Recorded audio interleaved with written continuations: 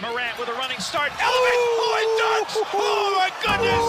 Tie game in overtime. Gasol will turn. His heat is gone! Memphis on top. 7-10 remaining. Conley now with three. Counted! A 15-point lead for Memphis. And Blake Griffin gets into it on the floor with Randolph. Hard to tell if there are any punches being thrown under there, but Griffin took acceptance. Adams going long. Morant!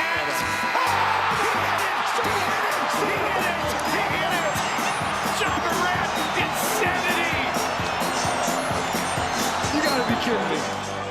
Welcome to Grits and Grinds, a Memphis Grizzlies podcast. My name is Keith Parrish. The Grizzlies played their first road game of the season and lost to the Golden State Warriors. This is their seventh straight loss to the Warriors on the road. The Grizzlies lost control of the game in the third quarter. It felt like they wilted a little bit under the pressure. Also, there was a Golden State three-point barrage where the Grizzlies could not keep up, and they eventually got blown out. So on today's episode, I'm going to talk about the game. Before we get to it, just a reminder, if you want to support this show and join my Grizzlies listener Slack channel, it's like Twitter with a cover charge, no riffraff. If you're missing that social media aspect, come join my Patreon, patreon.com/fastbreakbreakfast. All right. The Grizzlies got off to a slow start in this game. I think you thought it would be a tough game because of the Warriors' defense. The Grizzlies initially couldn't score, fell down a little bit, but then they actually had a very promising first quarter. They turned things around rather quickly. The first subs into the game, 3.5 minutes in, were Cedric Coward and John Conchar. Both of those guys had really nice games against the Pacers. Cedric Coward's was scintillating as he scored 27 points. The Grizzlies, with their second unit in the first quarter, put together a 16-0 run to flip the game. This was a second unit lineup that featured both rookies, Cedric Coward and Javon Small. Also, Cam Spencer was out there. So after a slow start, the Grizzlies flipped the game and took a lead in the first quarter. I mean, it's not the big story from this game. Maybe it is, but I was really impressed with the way that Cedric Coward, Cam Spencer, and Javon Small continue to play, and specifically have played together. Before the season, if you would have said, hey, we're going to have lineups with those three guys all on the court, I would have been a little bit nervous. But so far, they've played really, really well. Very small sample size, but through 4 games, those guys have been really good together. A lot of nice ball movement, a lot of good cutting, good poise from the young players. So into the first quarter, the Grizzlies were ahead by 1, 37-36. Obviously, a high-scoring first quarter. The Grizzlies' defense maybe not where it needs to be. That's likely a takeaway from the first 4 games. Also, the defense is not very good. Now, the second quarter was a back-and-forth affair. The Warriors had an 11-0 run. The Grizzlies bounced back to take the lead, but eventually went into halftime down by 4. The halftime highlights, the first half highlights, you had Ja Morant playing really, really well. Once again, Ja Morant has looked good this season, as long as we aren't talking about the three-point shooting. Ja's paint scoring is good. The way he's attacking, even when he misses, he's creating those opportunities for guys like Jock Landale to get those offensive rebounds because Ja is drawing the defense, even if he misses the layup. But the three-point shooting, wow. He is so far off on these three-point shots, like he's airballing them by multiple feet sometimes. He's hit some mid-range jumpers. He had a very nice step back, very tough step back, maybe a 17-footer early on. So Ja in the paint and in the mid-range has been good, but the three-point shot hasn't been there. But at halftime, Ja had 15 points. He had set up his teammates with 6 assists. Weirdly, Jaren only got 1 field goal attempt in the first half, but the Grizzlies were down by 4, and it seemed like it was, a good back and forth, tough basketball game against a rival. Well, the third quarter is where things got a little bit out of control, and some of it happened. I mean, there's a three-point shooting disparity. The Warriors were knocking down threes. Specifically, the Grizzlies were having trouble keeping up with Moses Moody. But then there was a play where Santi Aldama was fouled by Draymond Green. This is clearly a dirty play by Draymond, grabbing Santi around the neck from behind as he goes up for a dunk. I'm glad Santi slowed down, understanding that foul was going to come. Could have been an ugly play otherwise. I would definitely say Draymond broke the code. Wouldn't you agree, Steve Kerr? But there's this flagrant foul where Draymond fouls Santi. Santi, unfortunately, wasn't up to the pressure of making the free throws. The crowd's getting really worked into a lather. He seemed to wilt under this pressure, missed both free throws. Draymond also got a technical foul on the play. Tomas Isolo got a technical foul on the play. It all seemed a little bit strange.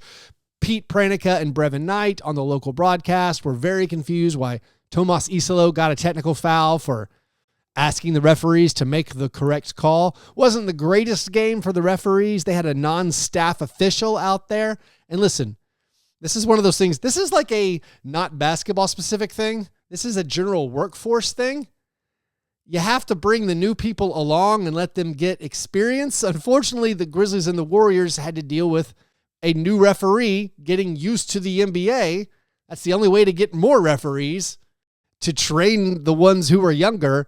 And unfortunately, the Grizzlies and Warriors got a rather poorly officiated game. I think as Grizzlies fans, when you're losing, you feel like you're getting the brunt of the bad calls. And very likely the Grizzlies did get the brunt of the bad calls, but didn't affect, I don't think, the outcome or anything of this game.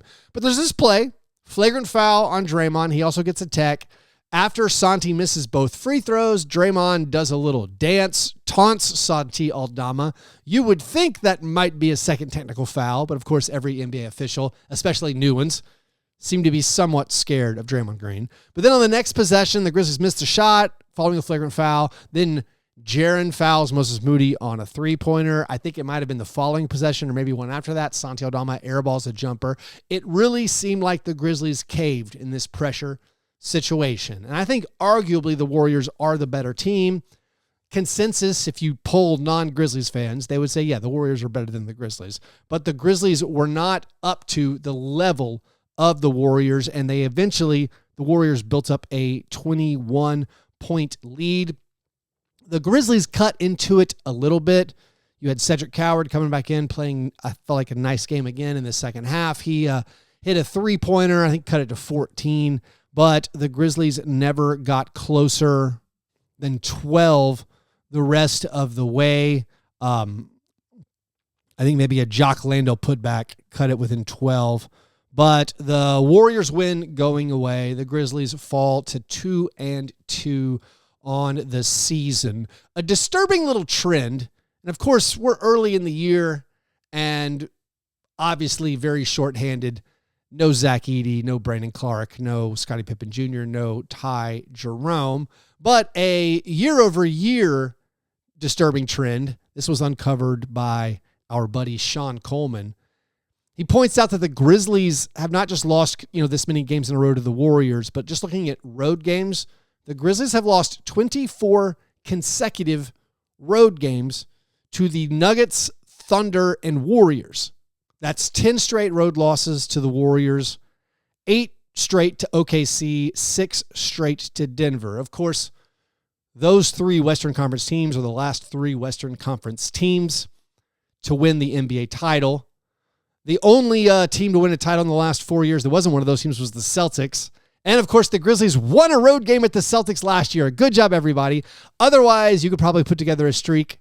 It's like 32 straight games because the Grizzlies hadn't won at Boston in a while before then. So that's just a year-over-year trend of the Grizzlies maybe not being at the same level of those better teams in the West. But, of course, we're not breaking any new ground by pointing that out. All right, so the positives for this game, and I do think there are positives, and maybe you can take this as a positive for the whole season so far. I think Ja Morant's looked good. Yes, he struggled making the jumpers. He scored 23 points against the Warriors on 23 shots, which is not ideal, but he's finishing in the paint. He's getting to the rim. He is passing the ball well, setting his teammates up well. He had 9 assists against the Warriors. The Grizzlies were doing lots of back cuts for dunks and layups, but also Ja Morant doing a great job this season and in the Warriors game of manipulating the defense with his play, with his eyes before making the pass. This is one of Ja Morant's great skills, and it's been there. I find that all very encouraging. Also, Ja Morant on a heater from the foul line. Ja Morant for the season, 27 for 28 from the foul line.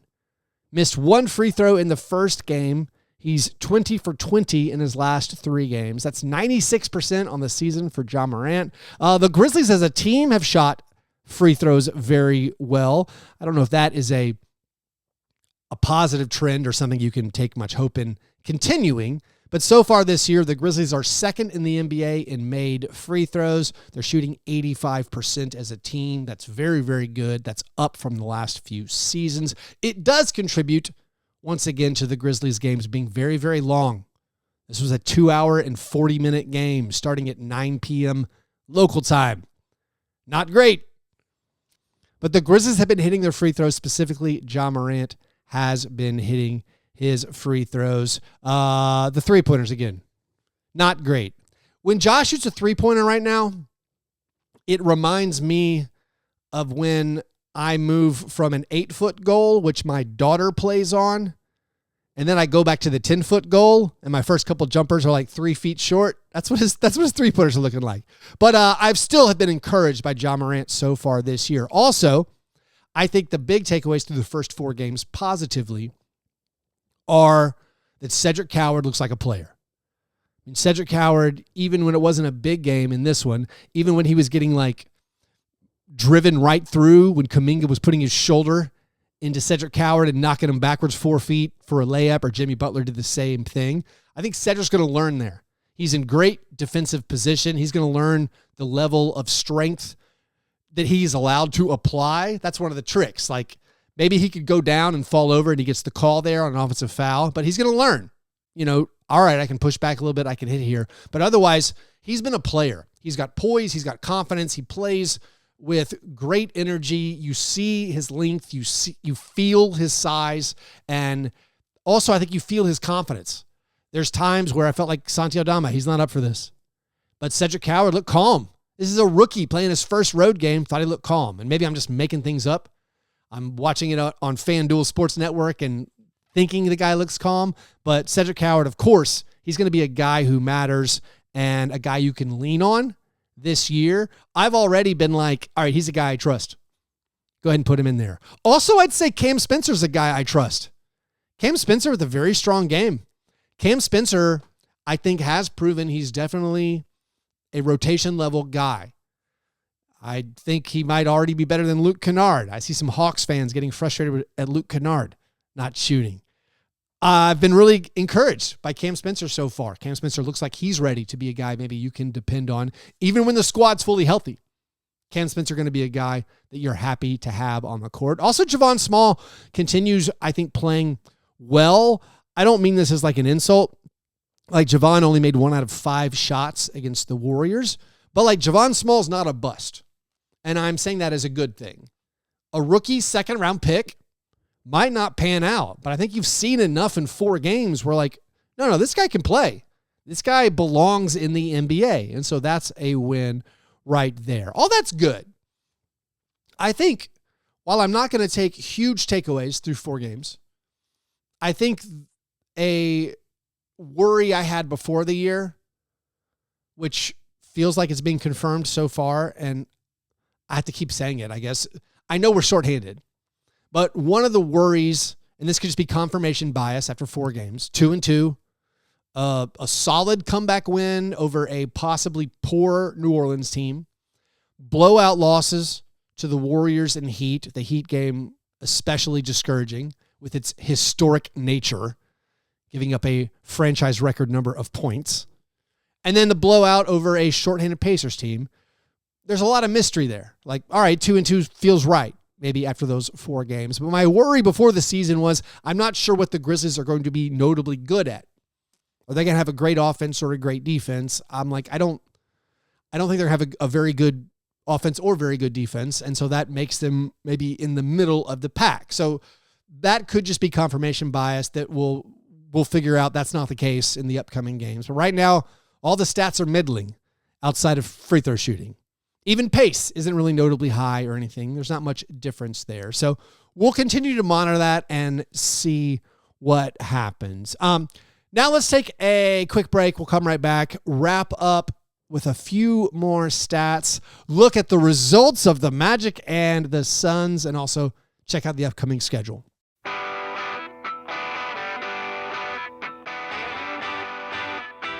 All right, running through some of the players I haven't really mentioned so far. Jalen Wells missed all of his three-pointers in this game, 0 for 3. He's 0 for 10 from the three-point line in the past 2 games, dropping him to 7 for 25 on the season.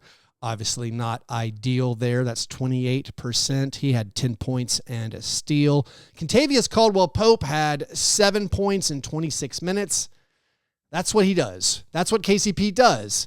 And, you know, the Grizzlies are obviously a couple guys short. Like KCP is supposed to be, or Kenny, as he goes by now. Kenny is supposed to be your 5th starter. Jalen Wells, ideally, probably your 5th starter. So if you have 2 guys on the court who are supposed to be your 5th starters, they need to fill in alongside, hopefully, multiple high-volume threats.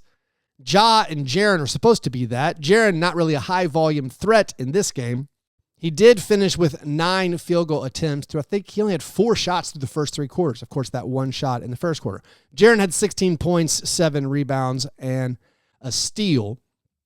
But then you also have Jock Landale. Now, Jock Landale scored 17 points in this game, banged in a couple of 3-pointers. But, like, if you're going to have Jock Landale out there, it's going to be difficult just to have also Jalen Wells and KCP, all these low-volume scores. We hope in year 2, Jalen Wells can maybe take a step forward offensively. I mean, not so much yet.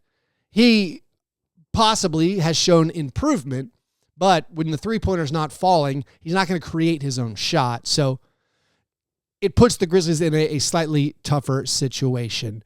The final numbers for Cedric Coward, he had 9 points, 4 rebounds, 2 assists, and a block. John Conchar, 3 points, made 1 3-pointer. He's 1 for 5 from the field. By the way, that 3-pointer for John Conchar, that moved him past Mike Bibby on the all-time franchise leaderboard. He is now 18th in the most made 3-pointers in Grizzlies franchise history. John Jitty also had 4 rebounds, an assist, and a steal. Santi Aldama finished with a pretty good stat line. However, beyond that little sequence where it felt like he wasn't up to the task when Draymond fouled him so hard, he also lost the ball a lot in crucial moments, and it does feel like this stat line belies exactly how he played. But he did have an okay 14 points, 6 rebounds, 4 assists, 3 steals. Like, you'll take that. But I felt like Santi, again, did not really step up when it mattered. Cam Spencer made all 3 of his shots. They were all from the 3-point line, so 11 points and 3 rebounds. Javon Small, 1 for 7 from the field. Now, the next game is against the Phoenix Suns on Wednesday night, another road game. The Phoenix Suns lost a very strange, wild game against the Jazz on Monday night. What does that mean? That means the Suns are 1-3. This is great for the Grizzlies. The Grizzlies have this 4-way draft pick swap this upcoming season, but we are cheering against the Suns all season. We're cheering against the Magic all season. Guess what? The Magic lost on Monday night. The Magic are 1-3. This is tremendous. This is tremendous. Right now, if you look at Tankathon, and of course there are a ton of teams all tied at 1-3, but right now Tankathon has the Grizzlies with the 4th and the 6th pick. Those are swaps you're getting from the Suns and the Magic. So very, very exciting stuff there. We will monitor this all season, of course. But playing the Suns, you get to take your destiny in your hands. You actually get to improve your draft pick by beating the Suns. So huge game for the Grizzlies on Wednesday night. Then Friday night is the first cup game, the NBA Cup game, the in-season tournament. The Grizzlies are hosting the Lakers on Halloween. The Lakers will not have Luka Doncic or LeBron James. As far as best I can tell, they won't have either one of those guys. This will be a return game for Jake LaRavia and Marcus Smart. Do we get Jake LaRavia, Marcus Smart tribute videos? Maybe combine them into one? I don't know. But a good chance for the Grizzlies to win the next two games. I mean, road against the Suns and home against the Lakers. I'm guessing they're going to be favored in both of those games. So hopefully they take care of business there. And that is all we need to do for today. Grizzlies lose a game to the Warriors, which is sort of what we are accustomed to. Hopefully we turn that around soon. But Wednesday night, road game against the Suns. Important game for the Grizzlies' upcoming draft pick. I'm excited to watch it. Hopefully Dylan Brooks plays. He did not play on Monday night against the Jazz. Anyways, if you want to support this program and get a bonus episode every month, you want to join my listener Slack channel, do all of that at patreon.com/fastbreakbreakfast. All right, hope you guys have a great Tuesday. I'll talk to you soon. Go Grizz.